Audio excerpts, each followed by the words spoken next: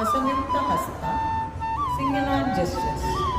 पताको, त्रिपताको, अर्धपताक, कर्तरीमुखः, मयूराख्यो, अर्धचन्द्रस्य, हराळशुकतुण्डक, मुष्टिष्य, शिखराख्यस्य, कपीत, कटकामुखः, कटकामुखः, कटकामुखः, कटकामुखः, सूची, चन्द्रकला, पद्मकोशा, सर्पशिरस्तथा, मृगशीर्षा, सिंहमुखः, ताम्बूलस्य, अलपद्मक, चतुरो, भ्रमरश्चैव, हंसास्य, हंसपक्षक, संदंशो, मुकुलश्चैव, तामरचूडी, त्रिशूलक।